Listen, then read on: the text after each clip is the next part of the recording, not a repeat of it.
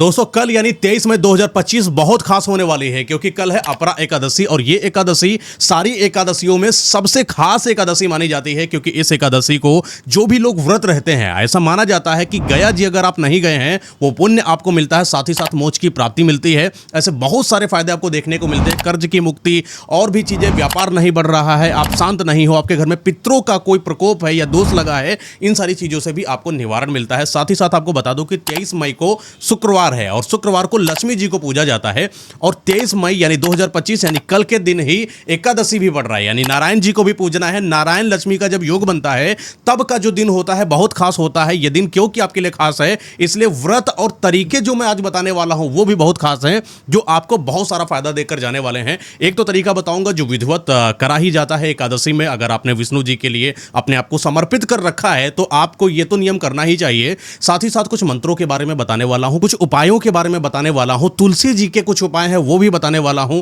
और मंत्रों को किस तरीके से करा जाता है, पूजन विधि क्या है और पारण बहुत ज्यादा इंपॉर्टेंट है एकादशी का। एकादशी का व्रत रख लिया, एकादशी की तिथि जान ली, समाप्ति तिथि जान ली, लेकिन पारण विधि अगर आपको नहीं पता है तो एकादशी करने का कोई भी मतलब नहीं बनता है। तो वीडियो को पूरा सुनिए ध्यान से और जितने भी नियम बता रहा हूं बहुत ध्यान से इनको सुनिए और समझिए और भगवान जी के प्रति अपने आप को समर्पित करिए।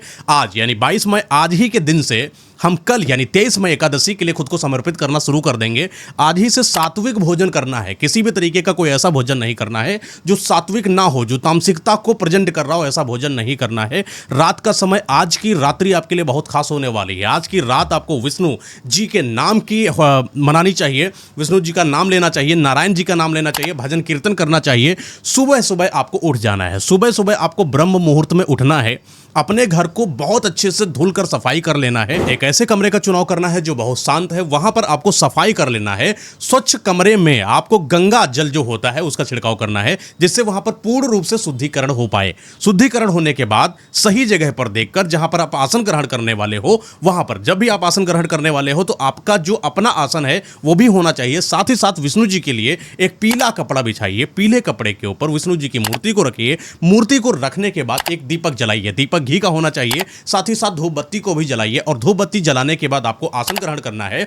आसन ग्रहण करने के बाद आपको एक बात बोलनी है कि आपका जो भी नाम है कि मैं ये हूं, मैं ये व्रत रखने वाला हूं, मैं संकल्प लेता हूं कि मैं आज के दिन निर्जला, जो भी रख लो, निर्जला रहना चाहते हो तो निर्जला का संकल्प ले लो, फलाहार रहना चाहते हो तो फलाहार का संकल्प ले लो। इतना संकल्प लेने के बाद भगवान जी को आपको रोली अर्पित करना है, तुलसी पत्र अर्पित करना है, साथ ही साथ पुष्प अर्पित करना है। अब कुछ लोग बोलेंगे कि तुलसी पत्र तो उस दिन हम छू नहीं सकते हैं, तो आप एक काम करिए, इसके एक दिन पहले जब आपको सात्विक भोजन करके अपने दिन को गुजारना था, यानी कि हम 10वीं वाले दिन की बात कर रहे हैं, उस दिन ही आपको तुलसी पत्र को तोड़कर अपने पास रख लेना है क्योंकि तुलसी पत्र जो नारायण जी विष्णु जी होते हैं उनको बहुत अच्छा लगता है, वो बहुत खुश होते हैं। ये जो अर्पित आप करेंगे तो आपकी जो जिंदगी है वो बदल जाती है और आप देखोगे कि आपकी जिंदगी में कितने सारे प्रभाव चेंज होते हुए महसूस हो रहे हैं। इतना करने के बाद जब आपने सब कुछ कर लिया है, आसन ग्रहण करे हुए हैं आप, एक मंत्र ओम नमो भगवते वासुदेवाय नमः, इस मंत्र का 108 बार जाप करना है सही तरीके से और साथ ही साथ विष्णु सहस्त्र नाम का भी पाठ करना है। अब बारी आती है प्रसाद चढ़ाने की। अब प्रसाद में हम क्या चढ़ाएंगे? फल चढ़ा सकते हो, माखन मिश्री चढ़ा सकते हो, पंचामृत चढ़ा सकते हो और साथ ही साथ इतना करने के बाद आपको पूरे दिन व्रत का पालन करना है। आपने निर्जला रहा है तो निर्जला रहना है। अगर आपने संकल्प लिया है तो किसी संकल्प को तोड़ना नहीं है, यह बात खास याद रखिएगा क्योंकि पूरा दिन आपका भगवान को समर्पित रहेगा। तो किसी भी तरीके का क्रोध हो गया, किसी को डराना हो गया, धमकाना हो गया, गलत व्यवहार हो गया, गलत दृष्टि हो गया, इन सारी चीजों से अपने आप को बचाइए क्योंकि यह दिन पूरा जो है भगवान जी के लिए समर्पित होता है। कहा जाता है कि इस दिन अगर आप पूर्ण रूप से समर्पित रहोगे भगवान जी की तरफ तो भगवान जी की खास कृपा आपके ऊपर जरूर बनती है। पूरे दिन के बाद जब शाम का समय आए तो शाम के समय भी पुनः आरती भी जरूर करें। साथ ही साथ कुछ मंत्र भी आपको बता देता हूं, उन मंत्रों को भी आप जाप करते रहिए, आपका जीवन बदल जाएगा। जैसे कि आपने किसी से कर्ज ले रखा है और आप उसको अदा नहीं कर पा रहे हो तो एक मंत्र है, उसका 108 बार उच्चारण करिए, जाप करिए, ओम अनंताय नमः। यह मंत्र इतना प्रभावशाली होता है कि कितना ही आपने कर्ज किसी से लिया हो, कोई ना कोई एक ऐसा योग बैठ जाता है कि आपके पास पैसा आता है और आपका दिमाग उस इंसान को कर्ज यानी कि मुक्ति करने के लिए प्रेरित करता है और आप उस इंसान को पैसे देकर अपने आप को उस इंसान से सुरक्षित कर सकते हो। और अगर आपके घर में कलह कलेश है, पारिवारिक कलह कलेश है, बहुत ज्यादा समस्याएं रहती हैं, सदस्यों के बीच में मतभेदता है, तो शंख से विष्णु और तुलसी जी को अभिषेक कर सकते हो। अब बात आती है कि अगर आपको मैं 2-3 उपाय बता दूं जिससे आपके घर में पैसा रुकना शुरू हो जाए। जैसा कि मैंने बताया था, यह तिथि अचला तिथि है, यानी कि अचल कीर्ति आपको मिलती है, एक ऐसा सम्मान, एक ऐसी कीर्ति जो कभी ना जाने वाली हो, लक्ष्मी स्थायी मिलती है। इसके लिए आपको क्या करना होगा, जो तुलसी होता है, तुलसी जी के सामने आपको घी के दीपक जलाना है। अब जब बात आ ही गई है अचल कीर्ति की, तो कुछ ऐसा उपाय भी आपको बता देता हूं कि आपके पास पैसा रुके और रुकता ही रहे, चाहे जितना आप कमाएं तो व्यर्थ ना बर्बाद होता चला जाए, स्थायी लक्ष्मी आपके पास रुके। इसके लिए आपकी आर्थिक मजबूती होना बहुत जरूरी है, और आर्थिक मजबूती के लिए मैं कुछ उपाय बता देता हूं। पहला उपाय, आपको क्या करना है, एक सिक्का लेना है, पीले वस्त्र में बांधना है। पीले वस्त्र में बांधने के बाद ये भगवान विष्णु जी को आप समर्पित कर दीजिए। इस दिन आपके पास पैसे की कमी नहीं बनेगी। दूसरा उपाय आप एक कर सकते हो, तुलसी माता जी के सामने घी का दीपक जलाना है। घी का दीपक जलाने के बाद ओम नमो भगवते वासुदेवाय नमः इस मंत्र का 108 बार जाप करना है और तुलसी जी की परिक्रमा करना है। साथ ही साथ एक और काम कर लीजिए, तुलसी जी की जो जड़ होती है वो जड़ लीजिए, पीले कपड़े में बांधिए, और ये जो आपका कपड़ा तैयार हुआ है ये किसी भी जगह पर आप रख दीजिए जहां पर आप पैसा रखते हो। अलमारी हो गया, तिजोरी हो गया, आपका कोई व्यापार है, आप वहां पर पैसा रखते हो, या आपकी कोई छोटी मोटी पर्स बना रखी है, वहां पर रख दो। इससे क्या होता है ना, पैसा रुकना शुरू हो जाता है। मैंने आपको बताया कि शुक्रवार वाला दिन है, लक्ष्मी जी की भी पूजा होती है, तो उनका भी योग बन गया, नारायण जी का भी योग बन गया, पीले वस्त्र का योग बन गया, तुलसी माता जी की जड़ बन गई, फिर तो देखिए पैसा रुकना तो शुरू ही हो जाता है। ये उपाय बहुत कारगर है, बहुत लोगों को फायदा देकर गया है, एक बार करके जरूर देखिए। और क्योंकि ये एकादशी को ये भी माना जाता है कि जो भी इंसान एक बार भी गया नहीं गया है, वो गया जैसा जो पुण्य होता है उसको इसी एकादशी के मात्र व्रत रखने से हो जाता है।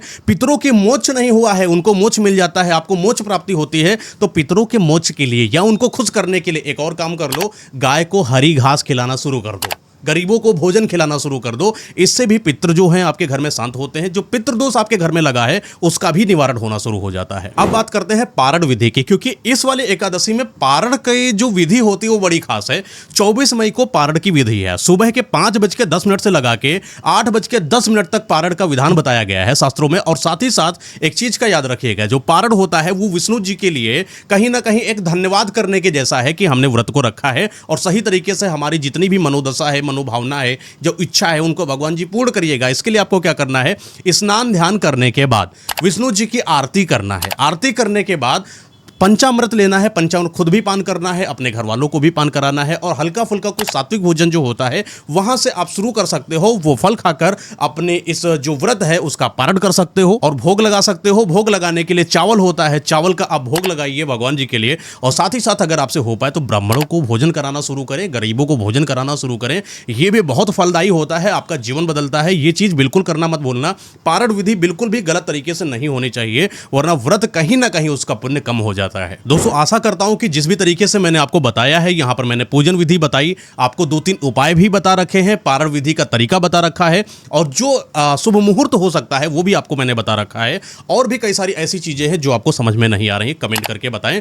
याद रखिएगा, क्योंकि यह दिन बड़ा खास है आपके लिए, भगवान को समर्पित कर देने वाला दिन होने वाला है, और आपको अपने आप को जानने का सबसे अच्छा समय आपको देखने को मिलेगा। और बहुत अच्छा दिन है, क्योंकि आज के दिन आप भगवान जी से सीधे संपर्क से जुड़ते हो और अपने आप को बहुत बेहतरीन बनाते हो, अपने आप की जो नेगेटिविटी होती है उसको खत्म करते हो और घर के अंदर सकारात्मकता लेकर आते हो, जिससे आप के साथ साथ आपका परिवार आगे बढ़े और आपको पदोन्नति हो और भगवान जी की साक्षात कृपा आपके ऊपर बने। तो ये दिन आपके लिए बहुत खास है। आशा करता हूं कि आपका भी दिन बहुत खास होने वाला है और होगा भी। दोस्तों ये एकादशी का मात्र एक अवसर है जहां पर आप भगवान से जुड़ाव रखते हो। ये एकादशी का व्रत आपके लिए बहुत अच्छा हो। जय श्री हरि।